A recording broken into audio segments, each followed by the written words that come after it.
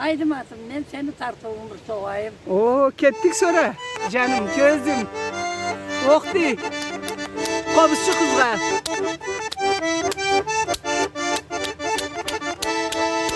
Oy dedi da oy da da oy da di da di da oy dedi da oy da da oy da di di da da.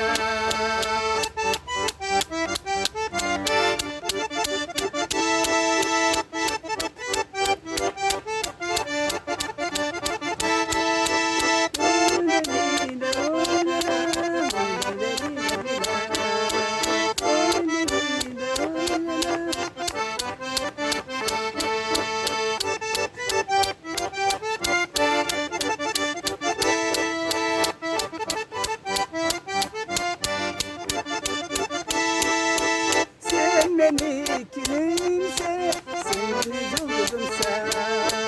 Sen beni gülümse, kimden de ayrılsa. Hoppa!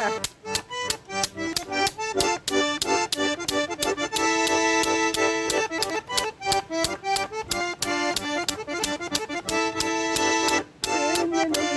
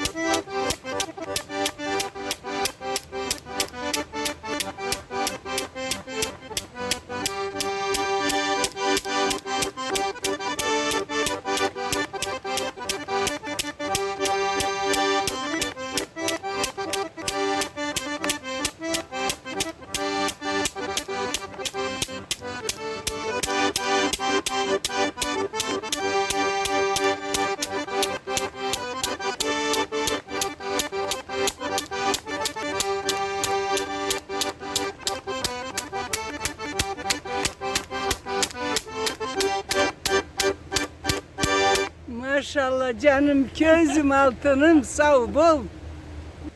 Катюша, знаменитая, Патюша.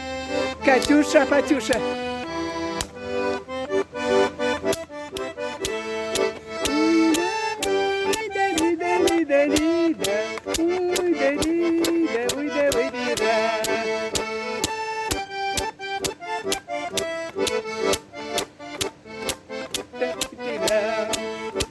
Ходила, песню заводила про степного сизого орла, про того, которого любила, про того, чьи письма берегла. Ой!